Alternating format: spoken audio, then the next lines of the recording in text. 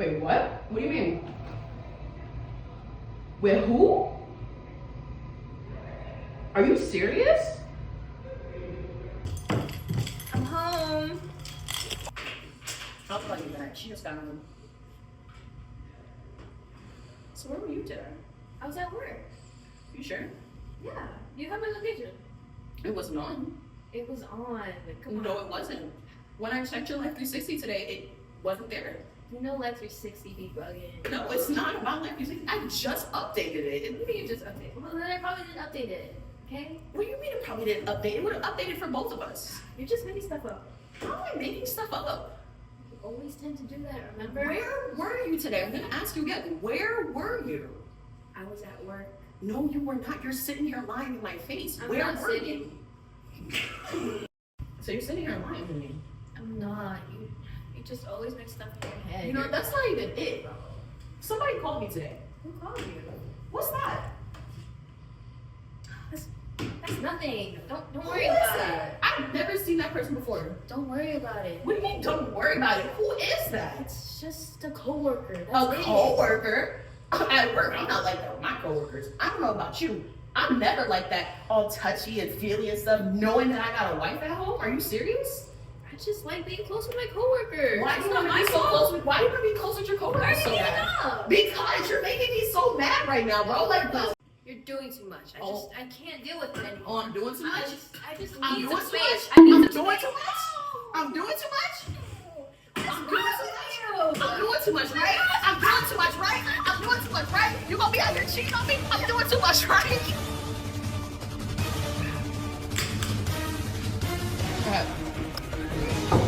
What's going on there? Oh my god, what just happened? Oh my god, she's dead! The first responding officer starts by securing the scene, checking the safety of the individuals, and isolating the crime scene to preserve evidence. This is done by using police tape to section off the area from the public. The tape must go around the entire crime scene to ensure its security from the outside individuals. It is crucial to separate witnesses from one another, as this prevents them from collaborating to alter the story of the crime or sharing details about the incident. Ensuring this step is completed as soon as possible is essential. The first responding officer typically handles this process. After witnesses are separated, the detective or officer will conduct a brief interview to gather basic details of the case. The CSI will wear protective clothing to avoid contaminating the scene or causing any additional damage. When processing the crime scene, a CSI must don a full body suit and a face mask to ensure that anything on their body does not contaminate the scene or tamper with the evidence. They must also wear shoe coverings and gloves for the same reason. The personal protective equipment also ensures that potential biohazards from bodily fluids like blood do not come into contact with the CSI.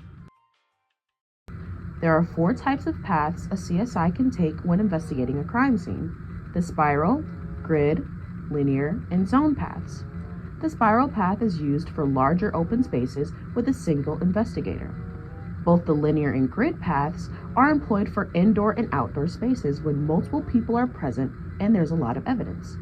The zone path is utilized for indoor areas with clear boundaries to ensure all evidence is accounted for.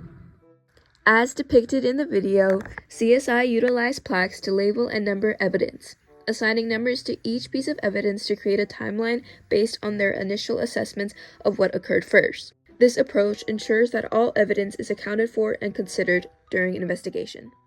The CSI member will take a common approach path and exit the same way they entered to avoid disturbing the scene. When documenting evidence through photography, it is important to capture a clear visual record. This involves taking a series of shots.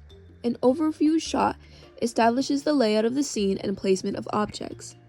Mid-range shots are used to show the spatial relationships between evidence and other relevant items.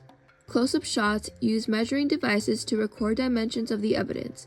However, it is crucial to also take close-ups without a ruler, as it allows for there to be an unbiased view, preventing any potential manipulation. Remember, the more photos, the better. There is no limit to how many pictures can be captured at a crime scene. Creating accurate crime scene sketches is a crucial step in documenting evidence. two sketches are required, a rough sketch and a final sketch. The rough sketch serves as an outline, while the final sketch provides a detailed, scaled representation of the scene. When creating these sketches, the following is vital information that must be added, such as the case number, address, date, responding officer's name, and your name.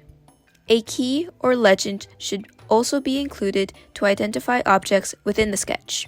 In the final sketch, ensure that it is drawn to scale, incorporating windows, doors, and significant furniture pieces.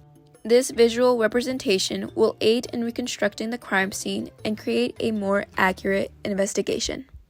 When collecting evidence, it's essential to handle and store it properly. To do this, a special bag called a chain of custody bag is used for this specific case. This bag is sealed with a tamper evidence seal, which shows if someone attempts to tamper with it after being collected. The CSI person in charge of collecting the evidence also signs the bag, creating a record of who handled the evidence and when. This is a Hispanic female, age 17. She has blunt force trauma to the head and profusely bleeding from her abdomen.